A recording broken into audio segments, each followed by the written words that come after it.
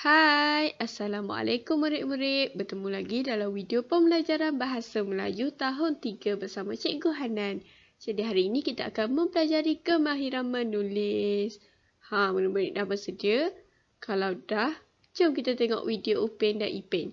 Mereka nak berpantun tau. Jom kita tengok. Jadi... Cakaplah. Kau janji jangan marah tau. Tengok ni. Oh my god! Saya sangat sedih. Tapi bukan kita orang buat. Saya tahu. Ini memang sudah koyak. Oh, dah tahu kenapa sedih?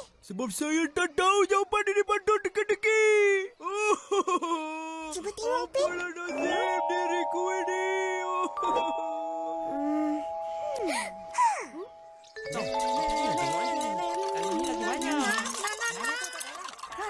Boleh kau belok gigi? Itulah Lepas saya tu kau cakap. terus. Kat sini rupanya. Puas kita orang cari. Apa hal? Atuk tahu pantun? Hanya, lu tanya apa? Ini Atok Raja Pantun. Pantun-pantun ni jangan cakap lah. Nak pantun nasihat? Pantun jenaka? Agama? Adat? Pantun orang muda? Pantun teka-teki? Semua dalam tangan Atok. Atuk, bagi satu pantun orang muda. Nak dengar? Anak itik, anak ayam. Dapat bini cantik, tak tidur malam. Atuk punya pantun macam pantun jaji. 2 baris je. Amboi. Seronoknya pantun-pantun. Biasalah. Ikan di laut, asam di darat. Dalam kuali bertemu jua. Kami datang membawa hajat. Hajat kami nak makan percuma. Tak ada percuma. Kena bayar. Apa ini? Macam mana mau untung? Oi, di sana. Apa seronok sangat tu? Abang Salih, mari ke sini. Kita orang main pantun-pantun. Abang suka pantun-pantun ni. Lebih-lebih lagi kalau pantun teka-teki. Orang muda sekarang mana letih pantun-pantun? Uncle, jangan cakap sebarangan. Belum cuba, belum tahu. Yalah, saya orang muda tapi pandai. Bolehlah. Abang Salih ada pantun teka-teki? Ada. Dengar ya. Kak Ros suka menari. Menari dengan sopan santun. Jika anda bijak bestari, apa yang naik tak mungkin turun. Cepat. Upin tahu. Jawablah. Terbang layang-layang tinggi di awan. Putus tali jatuh ke lumpur. Bukan manusia maupun haiwan. Sudah tentulah jawapannya. Umur. Betul. Pandai tu.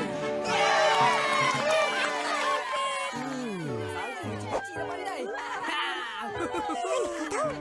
Ada dalam buku pantun Jaji. Oh. Jaji, pantun teka-teki tu. Saya ada satu teka-teki yang sangat susah. Apa saya tak boleh jawab. Siapa pun tak tahu jawapannya. Kalau tak tahu jawapan, mana nak tahu betul atau salah? Haiya. Satu luar kucing berlari. Mana nak sama itu kucing belang? Itu lembu. Satu luar boleh cari. Mana nak sama atau dalang seorang? Dia mesti tahu jawabnya. Betul tu Atong. Oh memang kau baik aku. Dengar. Ipin jalan terjengket-jengket. Aku pula. Cantik bergaya, pakai seluar. Warna putih, duduk berderet. Pagar di dalam, dinding di luar.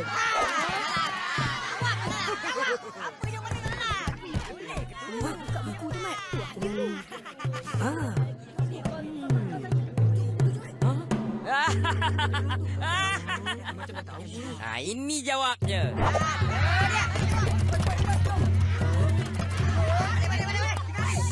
makan mangga di atas tangga. Makan dengan santan dan pulut. Soalan tu Atuk tahu sangat jawapannya. Itulah gigi dalam mulut. Ni ambil. Seronok betul Ipin dan Ipin dengan Tok Dalam berpantun kan murid-murid? Jadi baiklah, tajuk pembelajaran kita pada hari ini ialah kemahiran menulis, iaitu kemahiran menulis pantun 4 kerat berkaitan Taman Negara. Kalau sebelum ni murid-murid telah pun mempelajari cara melafazkan pantun, dan sekarang tibalah masanya untuk murid-murid belajar cara menulis pantun 4 kerat pula. Untuk itu, pertama sekali cikgu akan terangkan terlebih dahulu apakah ciri-ciri pantun 4 kerat. Pantun ini digelar pantun 4 kerat kerana ianya terdiri daripada 4 baris. Di mana 2 baris pertama adalah pembayang maksud dan 2 baris terakhir adalah maksud bagi pantun tersebut. Jelas murid-murid? Ingat tu, 2 baris pertama adalah pembayang maksud dan 2 baris terakhir adalah maksud. Untuk itu, jom dengar cikgu baca pantun ni. Letak di para buah delima, daun ketupat di sisi saudari.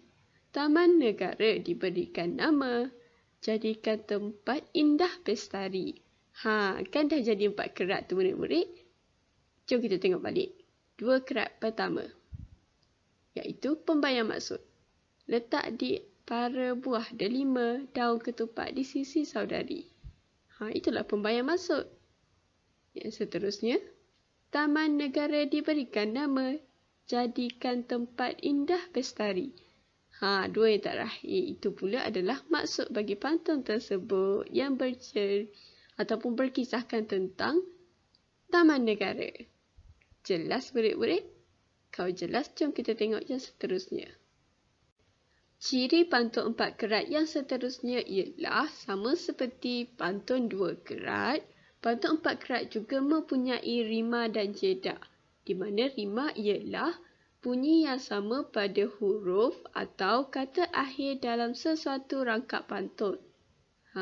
Dalam bahasa mudahnya, bunyi pada huruf terakhir ataupun suku kata terakhir dalam rangkap tersebut.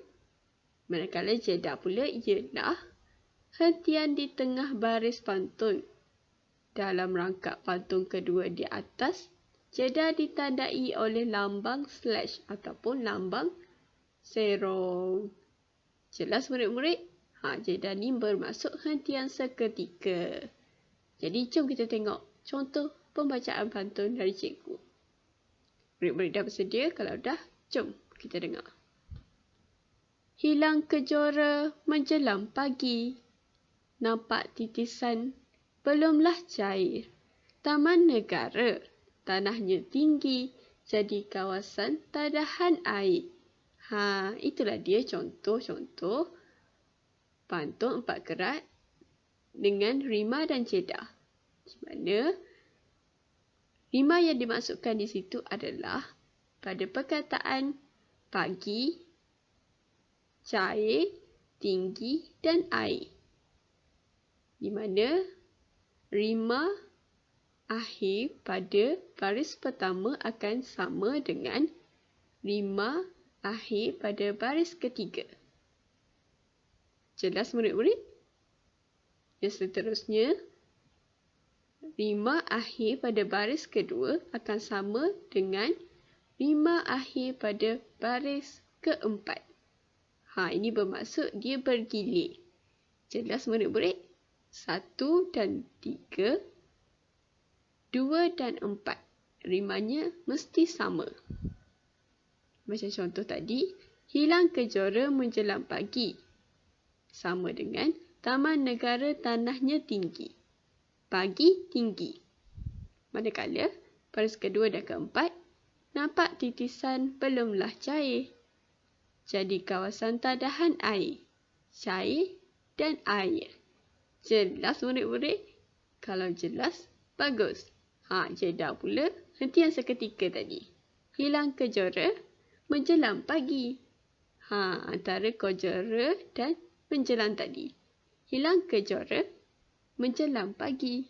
Kan cikgu berhenti seketika di situ. Itulah dia jeda. Jelas murid-murid? Kalau jelas, jom kita cuba aktiviti yang seterusnya. Baiklah murid-murid, untuk aktiviti yang seterusnya, cikgu telah pun menyediakan 2 buah pantun sambungan bagi pantun 4 kerat Taman Negara tadi. Untuk itu, kita akan memilih jawapan yang telah disediakan yang bersesuaian dengan ruangan kosong yang terdapat pada kedua-dua buah pantun sambungan ini, di mana ruangan kosong tersebut terdapat pada bahagian pembayang maksud dan juga terdapat pada bahagian maksud pantun. Untuk itu, jom kita tengok dulu jawapannya. Jawapan yang telah cikgu sediakan. Yang pertama ialah pokok bidara di tepi perigi, pohon mempelan lebat buahnya. Yang kedua, Taman Negara banyak pokok, hakisan tanah dapat dihindari. Jadi itulah jawapan-jawapan yang perlu murid pilih bagi mengisi tempat kosong. Jadi, pada pantun sambungan yang pertama, ruangan kosong tersebut adalah berada pada bahagian pembayang maksud. Cikgu akan bacakan maksud pantun bagi pantun sambungan yang pertama. Taman Negara perlu dilindungi, kitaran alam kekal selamanya. Jadi rima terakhir pada kedua-dua maksud pantun tersebut ialah ngi dan nye. Ngi dan nye. Jadi apa jawapannya murid-murid? Jawapan bagi pembayang maksud pantun tersebut. Okey. Iaitu kita akan bincang selepas ini. Sekarang kita tengok pula pantun sambungan yang kedua. Di mana ruangan kosong berada pada bahagian maksud pantun. Jadi kita baca dulu pembayang maksud pantun sambungan yang kedua. Di pohon ara ayam berkokok. Di atas tanah turun sinduri.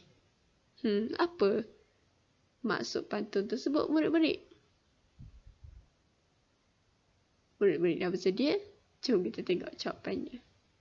Jawapan bagi kedua-dua pantun sambungan Taman Negara tadi ialah, jom kita tengok satu persatu. Pada pantun sambungan yang pertama iaitu pada ruangan pembayang maksud, jawapannya ialah pokok bidara di tepi perigi, pohon mempelan lebat buahnya. Taman Negara perlu dilindungi, kitaran alam kekal selamanya. Jadi jawapannya ialah pokok bidara di tepi perigi, pohon mempelam lebat buahnya. Tengok rima akhirnya. Perigi dilindungi, buahnya selamanya.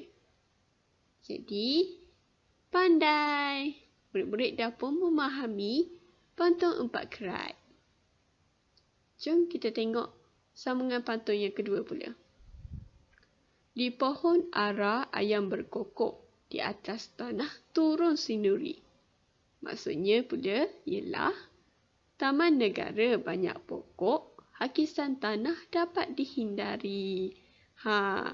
Jawapannya murid-murid boleh tengok pada bahagian rima akhir setiap baris bagi pantun tersebut, di mana baris pertama adalah sama dengan rima baris ketiga. Dan rima akhir baris kedua sama dengan rima akhir baris keempat. Jom kita tengok. Berkokok sama dengan pokok, sinduri sama dengan dihindari. Jadi, itulah dia jawapan-jawapan bagi kedua-dua pantun tersebut. Jelas murid-murid? Kalau jelas, jom kita tengok aktiviti latihan pula. Untuk aktiviti latihan murid pula, cikgu telah pun menyediakan 2 buah latihan untuk murid. Di mana latihan pertama, murid dihendaki mencipta pantun 4 kerat berpandukan maksud pantun yang telah diberikan pada paparan yang seterusnya. Jadi kita tengok tugasan untuk latihan pertama pada paparan yang seterusnya selepas ini. Manakala tugasan latihan yang kedua pula ialah murid dihendaki membaca atau mempersembahkan salah satu pantun yang telah dicipta di latihan 1. Di mana latihan 1 tersebut, murid perlu mencipta 2 pantun. Jadi, untuk aktiviti yang kedua, murid perlu membaca salah satu daripada 2 pantun tersebut. Mudah saja kan? Kalau begitu, jom kita tengok paparan untuk aktiviti latihan 1. Jadi, inilah dia paparan untuk aktiviti latihan yang pertama, di mana murid perlu mencipta pantun 4 kerat berpandukan maksud pantun yang diberikan. Jadi, jom kita tengok maksud pantun satu persatu. Pantun yang pertama, maksudnya ialah janganlah kita melupakan hari bumi yang disambut bersama-sama pada bulan April. Dan maksud pantun yang kedua pula ialah kita boleh lakukan pelbagai aktiviti bersama-sama pada hari bumi. Aktiviti ini sedikit berbeza dengan aktiviti mari kita cuba tadi. Di mana aktiviti ini memerlukan murid memilih 2 pantun yang telah disediakan di bahagian bawah, iaitu sama ada antara ikan dituba di hujung muara, dalam hutan simpan jerami, April tiba sebuah gembira, bulan sambut hari bumi, atau pantun mengair ikan di atas jeti merumpangkan ikan anak gelama. Boleh lakukan pelbagai aktiviti kita jalankan bersama-sama. Jadi murid boleh pilih antara 2 pantun yang cikgu telah bacakan tadi untuk dipadankan dengan maksud pantun. Jelas kan murid-murid? Kalau jelas, itu sahaja. Pembelajaran kita pada hari ini telah pun berakhir. Untuk itu, jom kita imbas kembali. Pada hari ini, murid-murid telah pun mempelajari kemahiran menulis pantun 4 kerat. Selain itu, murid-murid juga telah pun mempelajari ciri-ciri pantun 4 kerat, iaitu 2 baris awal merupakan pembayang maksud, manakala 2 baris akhir pula ialah maksudnya. Dan murid-murid juga telah pun mempelajari tentang jeda dan juga rima akhir bagi pantun 4 kerat. Ingat tu, rima akhir baris pertama adalah sama dengan baris ketiga, rima akhir baris kedua adalah sama dengan baris keempat. Jadi untuk itu cikgu berharap agar murid-murid memahami tajuk pembelajaran kita pada hari ini. Dan jangan lupa untuk menyiapkan latihan masing-masing. Dan hantarkan kepada cikgu untuk disemak. Untuk itu, terima kasih murid-murid. Jumpa lagi.